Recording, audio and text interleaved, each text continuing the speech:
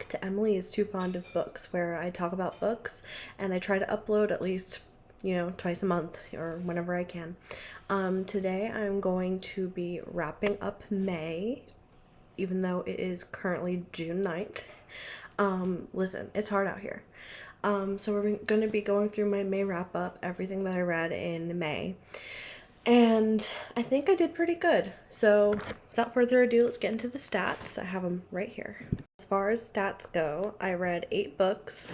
5 of them were fiction, 3 of them were nonfiction, 5 of them were physical, 2 of them were Kindle books, and 1 was an audiobook. My top genre was LGBTQIA+, and my average rating was 4.44, which I think is the highest it's been in the short history of this channel. I had a lot of 5 stars this month, or last month rather. So I'm really excited to go through these. Let's do that. So the first book I'm going to be talking about is a 5-star. And maybe a controversial 5-star, because I did see a lot of people who didn't like this, but I don't care. I liked it. That's what matters. It is I Kissed Sara Wheeler by Casey McQuiston. So if you haven't heard of Casey McQuiston, you have probably been hiding under a rock, or you just don't read. You just don't read. You're not in the. You're not even watching this video right now. But to give you an overview, Sara Wheeler and Chloe Green are academic rivals and they're each other's main competition for valedictorian, and Chloe will stop at nothing to win. She's like, I'm going to beat this girl. She's like obsessed with beating her. But then one day, Sara kisses Chloe and then disappears a day later. Like, what? So it turns Chloe's life upside down, sending her on a furious hunt for answers. Think Paper Towns, but sapphic.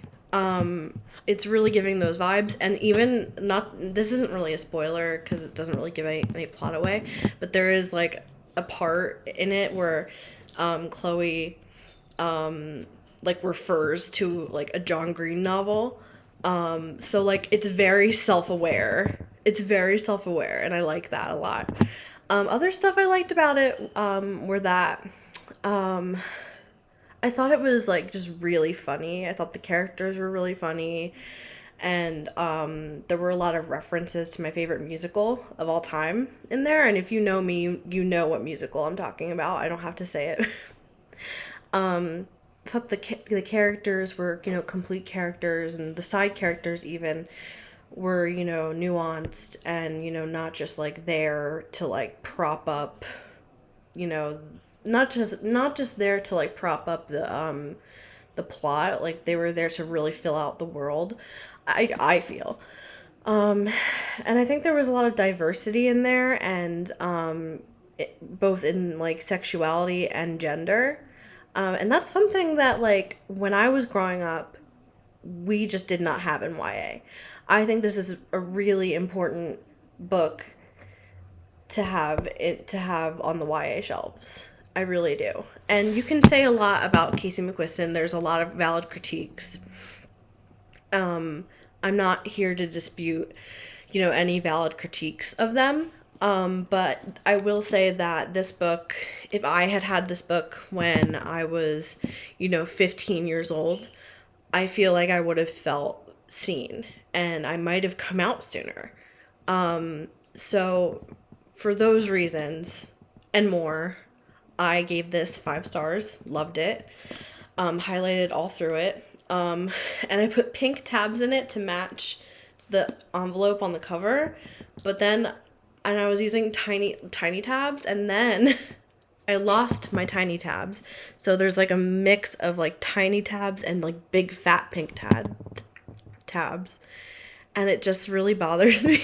But what can you do? I needed to tab it somehow. So that's I Kissed Sara Wheeler. I want to talk about Cultish by Amanda Montell. As you can see, there's quite a few tabs in here. I really, really enjoyed this.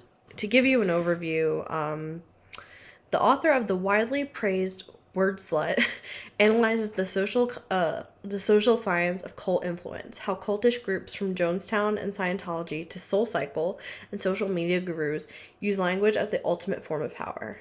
And I mean, that's just directly from the Goodreads thing. I didn't write that.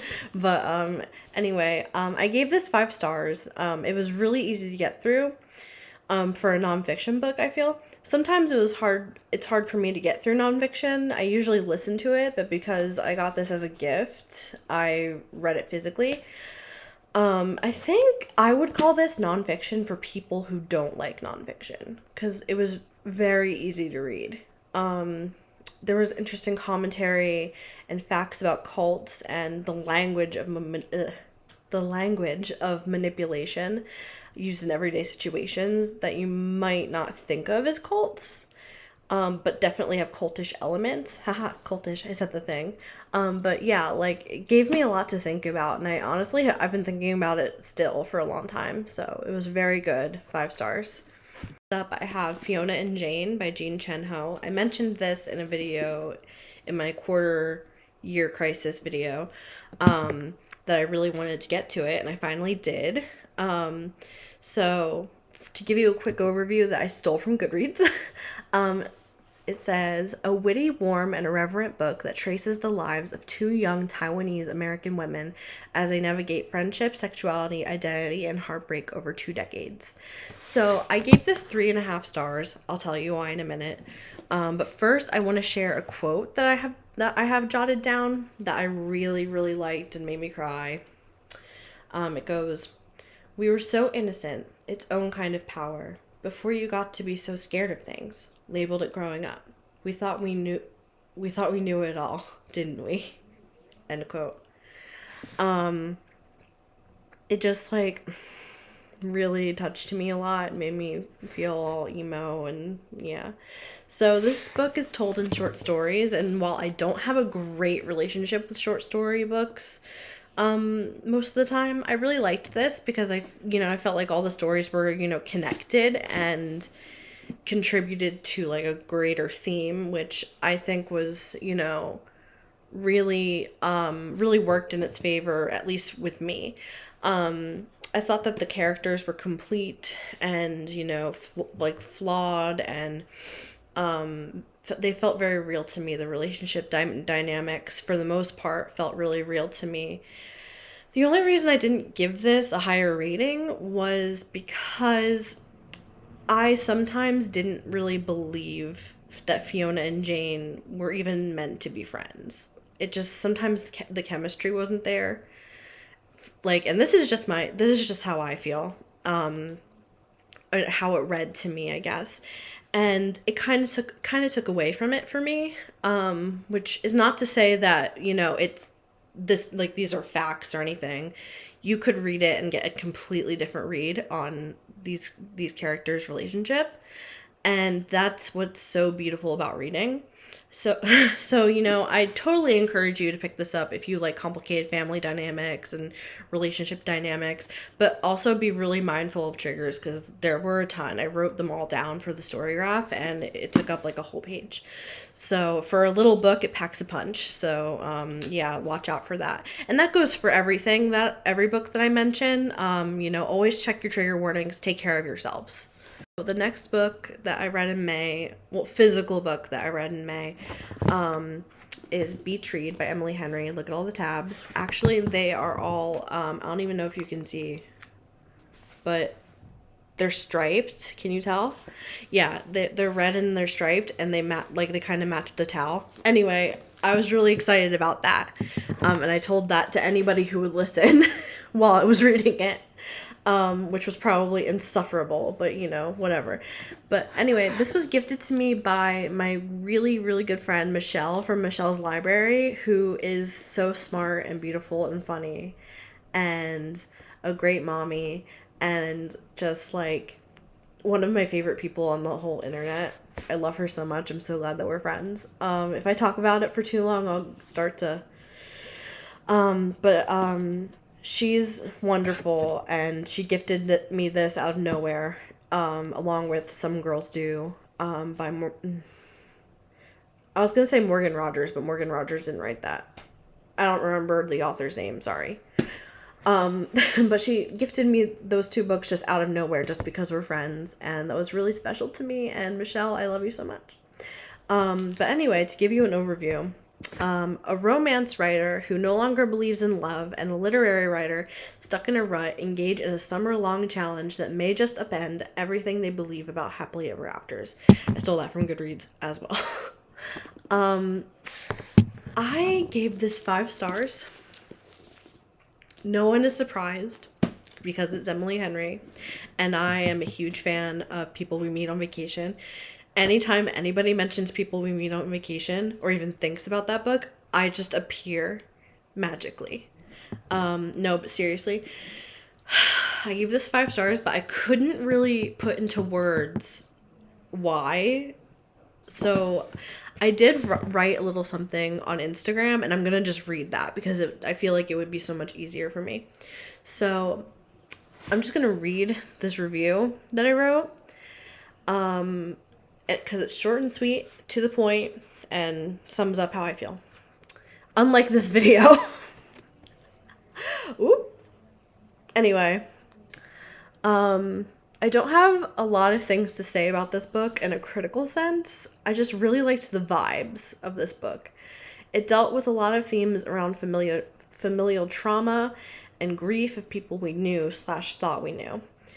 It wasn't really a light read the way that the title would suggest, but I was fine with that because I really like romance to have depth to it, and I really felt that this one did. I still like People We Meet on Vacation better, but this was pretty solid. And, you know, that pretty much sums it up right there. This dealt with, like, a lot of, like, stuff about, like, grief and, like, family dynamics. Like, there's romance in there, but I would not call this, you know, just like a happy-go-lucky romance to literally read on the beach. I think I would go as far as to say that this is Emily Henry being ironic with the title. Like, I don't know if, like, that's how her mind works, or if that's, like, or if that was the intent, but, like, it felt ironic the more and more I read. And I don't know if that was intentional. I kind of liked it. So yeah, I loved it. Keeping it forever. 5 stars. Make the switch from talking about the physical books to the Kindle books and audiobooks and the one book that I unhauled already. I did learn how to put pictures on the screen. Taught myself. So we can do that now on this channel. Everybody clap. I'll wait. Thank you. Thank you so much. Thank you. Thank you. Okay, so let's get into it. Let's get into this leg of the video. I have The Last Story of Mina Lee by Nancy Ji-yoon Kim. Riveting and unconventional, The Last Story of Mina Lee traces the far-reaching consequences of secrets in the lives of a Korean immigrant mother and her daughter. I gave this 3 stars. It was a solid read, but I feel like it could have been epic, but it never got there for me. As always, I enjoyed the complicated mother-daughter dynamic in the way it was portrayed and the portrayal of grief of all types. The writing was simplistic, but I still thought it was pretty good. And I liked the dual timelines and how Mina and her daughter Margot's lives kind of intertwine as Margot tries to solve her murder, which, like, isn't a spoiler because it's, like, the first thing that happens in the book. But something that did not work for me was it got kind of repetitive at times, and that kind of gets on my nerves after a while.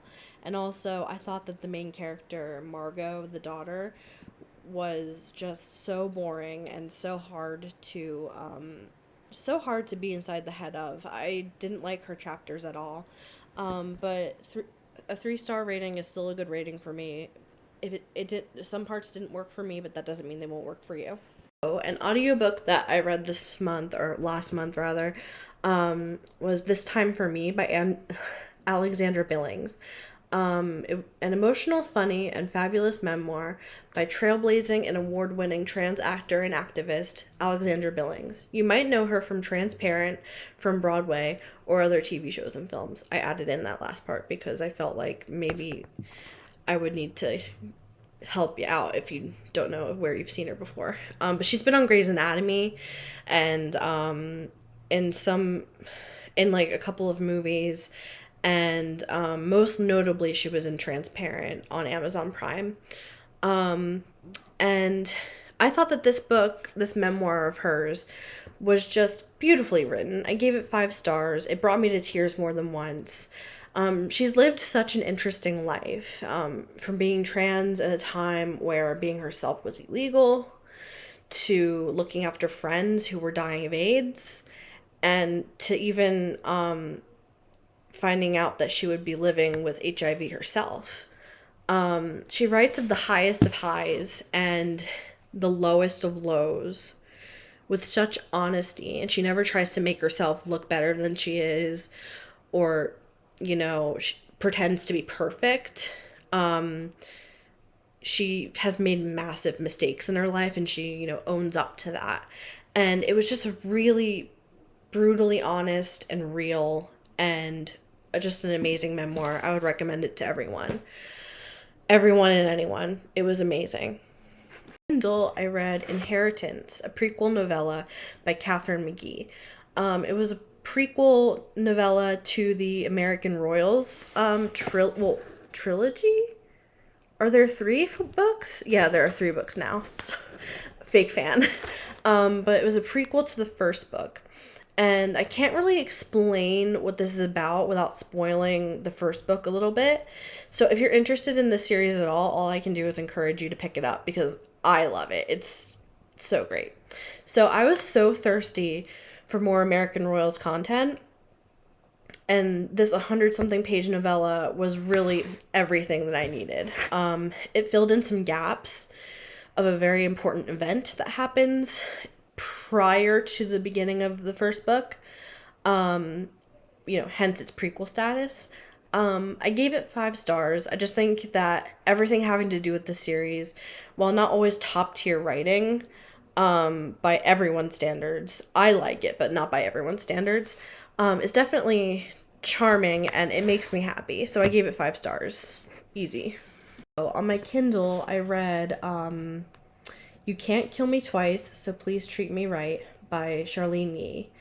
A deeply personal collection of poetry and art by the award-winning actor, comedian, and composer Charlene Yee. With a poetic voice that is by turns lyrical and plain-spoken, Charlene Yee writes about the uncertainty of relationships, the absurdity of societal expectations, family trauma, and identity. Deeply personal, these poems and accompanying illustrations are playful and profound, sometimes darkly funny, and often acutely moving.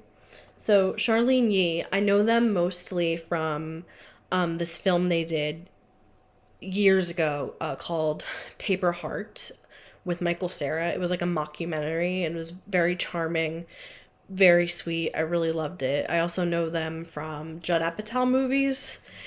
And they were also on that show Good Girls with Mae Whitman and Retta and Christina Hendricks. Yes, that's her name.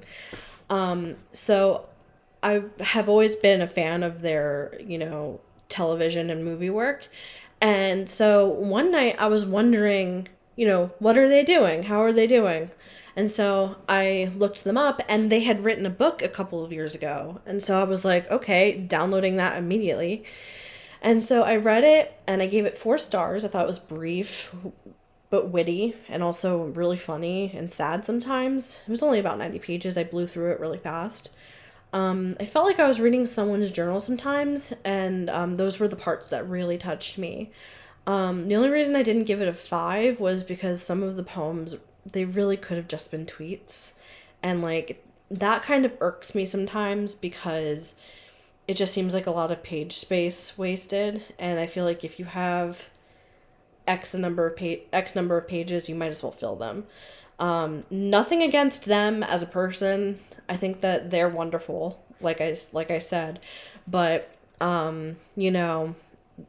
that's just a personal thing with me. Overall, 4 stars. This is going to be it for this particular wrap up. Thank you so much for watching. If you aren't subscribed and you would like to be subscribed and you're the nicest person in the world, you can, hit that subscribe button, hit that like button, talk to me in the comments. I love to talk to people in my comments. It's my favorite thing to do. And just be nice to each other, and happy Pride Month. If you haven't seen my Pride Month TBR, you should go watch that, because I'm gonna have a really good reading month this month, I can tell. So yeah, thank you so much for watching, and I'll talk to you soon. Bye!